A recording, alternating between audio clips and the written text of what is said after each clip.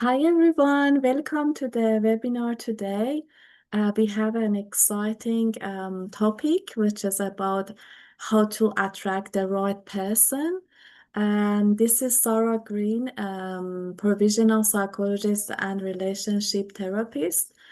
And today I'm going to have a look about the psychology behind attracting the right person. What are the green flags? Means what are the actually healthy signs that we need to pay attention, and what are the red flags that we need to pay attention, or warning signs. And also, everyone knows these days it's quite popular, like narcissism, people talking about that. So how we can detect narcissistic people in dating. So now in this webinar, we are going to understand the psychology behind attraction, and also all the traits that show that this relationship is healthy and unhealthy, and also finding the patterns there and try to choose with confidence and wisely in our relationship. So, what is the psychology of attraction and behind that? So, people are attracted to each other sometimes when it's familiar to them. So, for example, a person face might be familiar to them, look like, I don't know, maybe someone that a lover they know before, their mother, or like, cousin or someone, and they look familiar. When they look familiar, they think, oh, I know this person for years, so that brings a kind of attraction. The other things is like when they have similarities, they have shared values, they have shared life goals. That also can create a bond, a strong bond.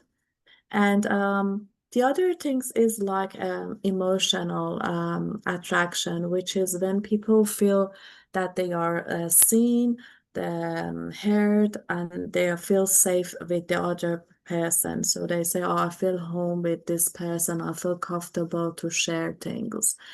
And the fourth one is when they feel what they do, it will reciprocate it. And when they like someone, they like back and they value what we do. So that mutual like also bring attraction. So what is the biggest myth in dating? They usually say, "Oh, follow your heart," or what I hear a lot is like chemistry or kind of a spark at the beginning, or, let the nature take the role. All of this that many people rely on these things. But what's the truth? The truth is try to follow the heart, but also you take your brain with you. So emotional attraction, chemistry, spark, these are matters, but it must be grounded in healthy behavior. So sometimes people feel like some kind of anxiety or butterfly, and they think that is a sign of love. And the reason might be, for example, when a person who are dating is not consistent, is hot and cold, and like send mixed signals, or is quite charismatic and confident, but at the same time like play hard, or shows that's very like kind of busy, or and then they feel they feel anxious, or they feel butterflies, and then sometimes they take it as a love, but this is not love. So what are the red flags in early dating? So how we find out these warning signs? So one of the warning sign is love bombing. If someone do like excessive kind of flattering, rushing for like intimacy and try to manipulate the situation and like rush and quickly go to a kind of committed kind of relationship and it's fast in doing things. That's called kind of love bombing and also showing a lot of affection early without knowing you. And saying some people say, oh, you are my soulmate or you are my twin flame or, I've always been looking someone like you. And all these things, these are signs of love bombing. The other red flag is inconsistent communication. When the communication is not consistent, it's hot and cold behavior. One day send a message, the other day disappear. One day is warm, the other day is cold. Or just when it is on like in kind of sometimes it's just on the surface, nothing deep happening, like sending messages like how are you and things, but not asking for dating or um, not action following that. These are all like kind of red flags. And the other red flag is lack of empathy. So when they don't understand your feeling and they don't take responsibility, usually at the beginning it's hard to detect empathy, but you need to pay attention a lot. Um, I want to give you some tips around this.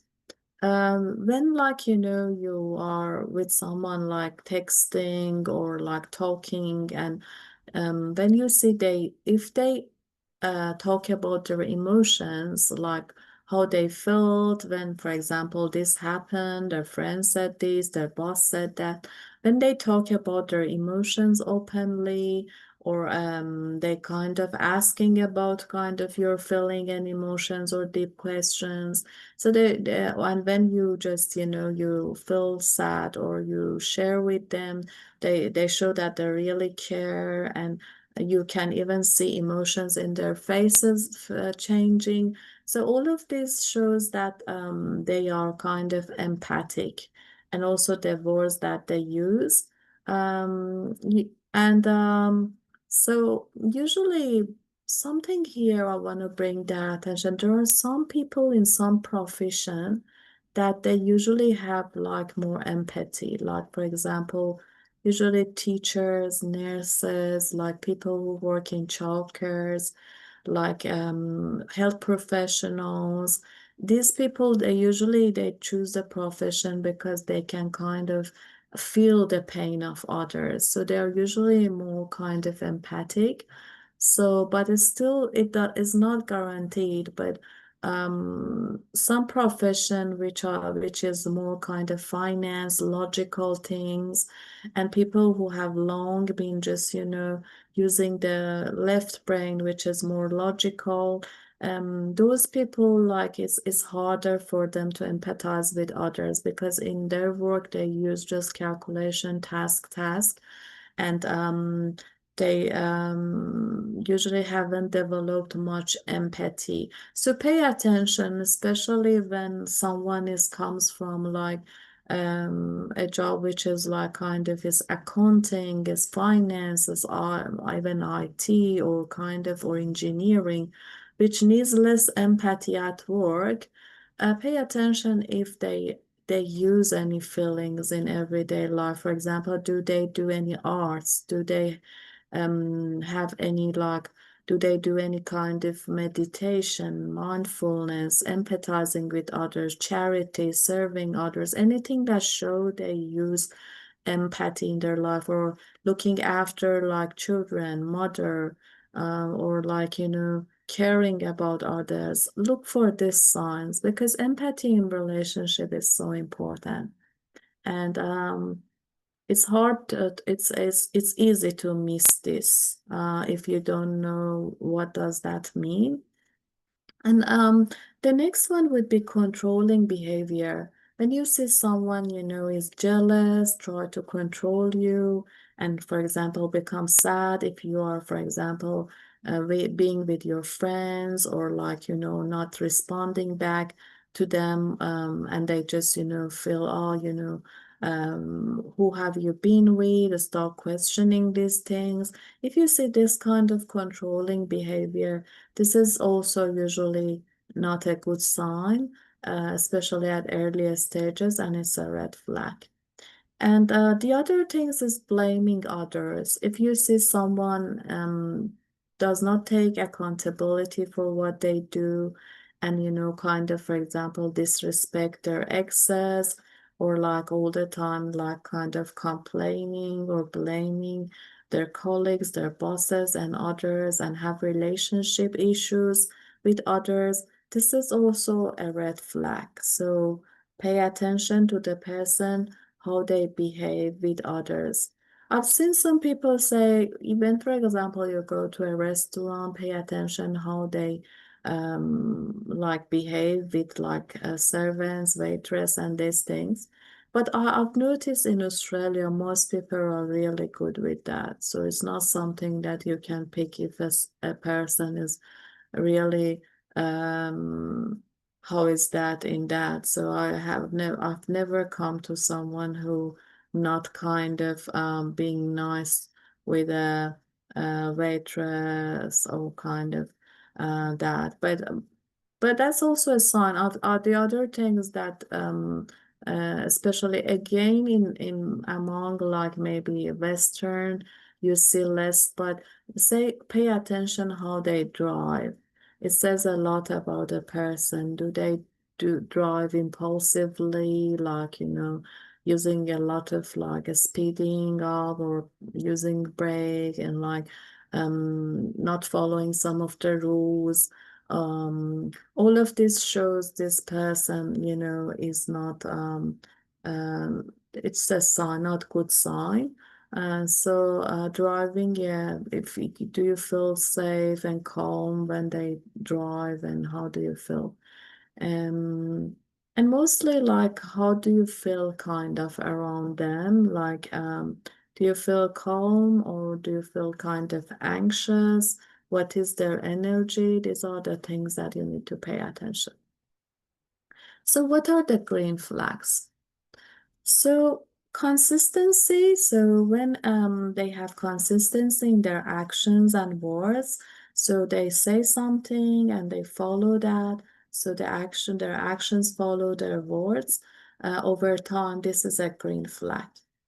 Emotional availability means they be self-aware. When they are aware of themselves. For example, even if you ask them, like, what can you do better, you think, in this relationship, or what mistakes have you done before, or what is about your self-weakness that you don't like, or like you're working on that, things like that. They can tell some things. They know that they need to grow. They know that emotionally what is like, what are the areas which they are good at, and what areas is missing, and be open to like kind of learn and grow. And the third things would be like respect, which is they respect your boundaries and values. This is very important. Like, for example, you date with someone, it's first or second session without asking you, start kissing you, touching you, just kind of, even when you say no, they continues, and or when you say, for example, no to the relationship to them, and they like, for example, keep messaging you, they don't respect your boundaries. So things like that, pay attention to the things like that. So, and also communication is very important. Are they good communicator? And like the way they, for example, message you, or like, respond back, is it like respectful? And when the conflict happens, how they handle that? Handling conflicts is like very important. Asking them, what do you do when you get, for example, sad, or when you get disappointed? How do you usually handle that? It's good to find out what is their communication style, and when fight happens, what do they usually do? Do they withdraw? Do they want to quickly bring and resolve the issue? Do they usually quickly forgiving, or take it inside long? So asking all this question, and also pay attention to the cues, how they communicate. Do they communicate with some feelings, or it's very dry the way they communicate? That is not exactly at beginning, but as you go further, you can notice, are they a good communicator or not? And now we are going to the interesting one, narcissistic traits versus confidence. So what is difference? First of all, I want to say something, a point here. Every one of us has, we are all are narcissistic. So we are all have kind of narcissistic traits. We are born narcissistic.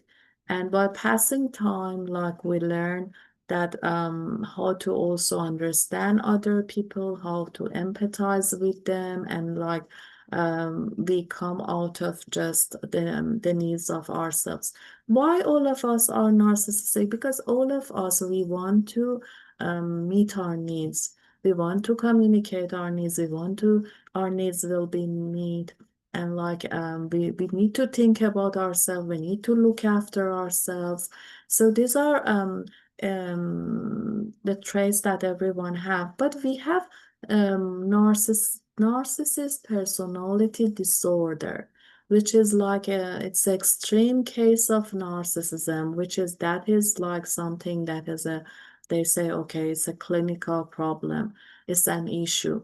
When people, they are like so much entitled, and they demand a lot of admiration, and they blame others all the time, they avoid responsibility, or emotionally they can be quite kind of manipulative.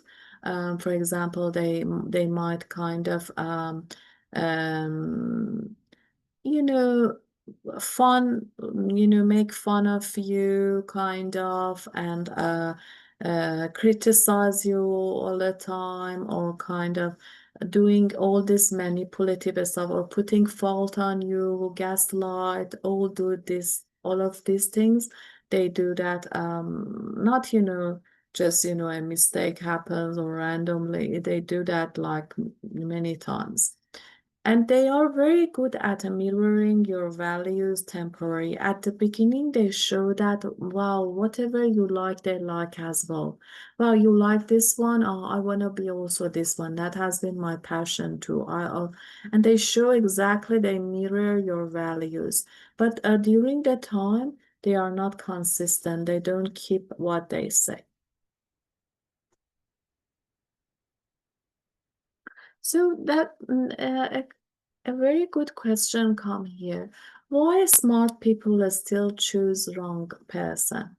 So we all have like kind of attachment style, and have some wounds, which is these attachments can be from our relationship with our parents, or it can be due to also affected by relationship, by our past relationship with romantic partners. This all affect our choices. And I've just talked about this in the past in more detail about attachment style, and how they affect on the relationship. You can go and watch that part. It's very important that you know your attachment style, and how it affect on your relationship, and how it affected in the past. That is like something that help. If your attachment style is kind of avoidant, or is anxious, is insecure attachment style, that can cause that you choose wrong people, or you attract good people, but you push them back. The people who, for example, are avoidant, when they come across someone who is secure, consistent, they usually push back and they pull back, because they are not used to kind of warm, consistent behavior. And the people who are anxious, they also the same. They can sabotage relationship with a secure person, or they can attract it. They will be attracted, usually anxious ones, to avoidant people, or avoidant people will be attracted to anxious people. So these are all I've talked about this in details before. So then one of the main reason is attachment style. The other things might be like fear of being alone. Some people, they haven't learned to be by themselves, and they have fear of being alone, so they just settle into any relationship to avoid loneliness. So that's the other thing. They might choose wrong person or rush, to choose someone because of loneliness. And the third one is limiting belief systems. We all have some, like, belief systems, like which is we are not aware of that, but pay attention to what you say to others. Pay attention about love usually. You might think, for example, from your childhood, the way your parents, like, behaved, or your ex behaved, you think love must be hard. I need to earn, love. I don't deserve like a better love. If I wanna, like, have someone in my life love me, I need to do a lot of things. It depends, how I perform, and I need to please them, and all of this. So these are limiting belief. So love is not hard. So, if it is like a right person, it still needs, skills. It still needs, you work on yourself and grow. But it's not like a roller coaster, every day you have fight and have problems. If you are sure that you have done the job, you are a kind of person who is consistent and smart and good person, but in a like very volatile relationship you are. So mm, just try to dig, see what are your limited beliefs, and you can find out by the time catching your hand when you're talking to other people. For example, I've seen some ladies saying, for example, there are not many good men there, you know, it's just all good men are taken, already married, or like, I'm too old to like kind of going with someone. It's too late to have, for example, children, or I can't find someone because I have children, or there is this problem or that problem. These are all limiting beliefs which is there. And so the fourth one, they misinterpret red flags. So sometimes people, some of the red flags they see as a spark or as excitement. For example, when see someone who is not consistent, who is hot and cold, who doesn't pay attention to them, they try to chase that person, and they think, oh, it's very exciting, because it's not something that I can easily gain. So they misinterpret that as a kind of a green flag, and think, oh, there is chemistry there and things like that. So how to attract the right person? Yeah, I think I said first thing would be understand your attachment style, and also set clear standards, write down and like say what are the things that you really want to have in a relationship. And what I've heard recently is it's good to know what are non-negotiable things. It means that what are the things that you don't cannot tolerate in relationship. For example, or you can say, oh, I can't tolerate any kind of violent behavior, or controlling behavior, or a person who is, for example, living with their parents, or like don't have job, or something that you can't really tolerate, right? Those things. On the other things that you want, try to show some flexibility because no one is at the end of the day perfect. It's good to like know what you want, but you should also show some kind of flexibility because it's sometimes finding a person who exactly ticking all the boxes. It might take a long time or not be realistic. And then the third thing is be authentic. So try to be yourself, kind of.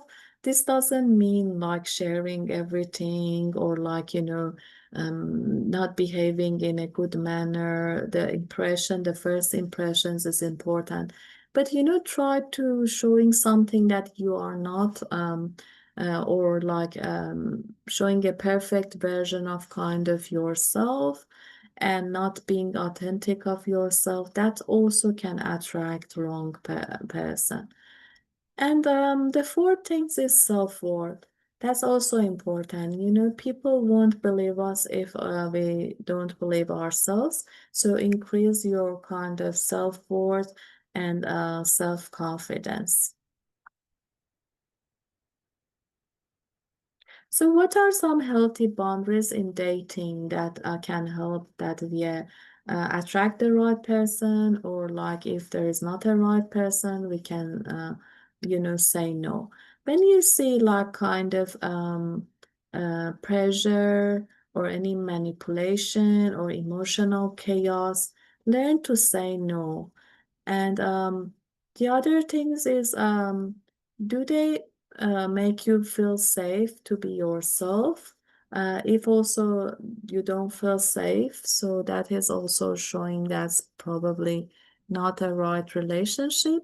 And try to communicate your needs and share your expectations clearly and see how they respond back. So don't hide your needs and also be ready to walk away when words and actions don't align. Be ready to walk away from that. So, final reminders. You deserve love that feel calm, consistent, and clear. So you need to say to yourself and do this affirmation uh, that you deserve a calm love. And also trust like stability matters.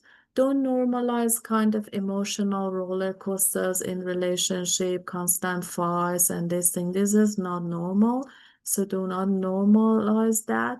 And also what thing I wanna say here is in like every relationship, especially in second stage, some conflicts and differences come to the picture. It's good also reflect back on your reaction and see how you can do repair, how can be good.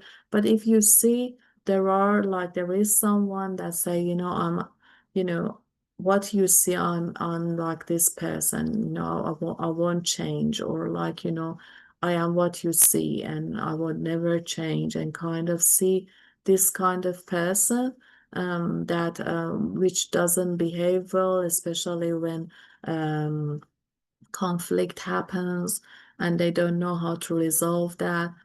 So that's also a kind of things that in long term a relationship cannot survive if they have unhealthy um, kind of ways of resolving conflict, like all the time withdrawing and not talking for a long time, or not talking about their emotions, or not, coming back to you and like asking how you felt, or all of these things can show that um, the relationship will suffer in long term. And at the end, trust your gut feeling. Pay attention how you feel around someone. If your gut feeling saying, oh no, something is wrong, or like try to pay attention to that. Sometimes we know inside better than like, our logical. That is like our heart knows something which our logic cannot tell. So now if you have any questions, you can ask and you can follow me like on Instagram, Empower Relationship, and also in YouTube. I have a channel which I share all these things. And for the counseling session and coaching, you can go to empowerrelationship.com. Thank you very much, everyone, for listening.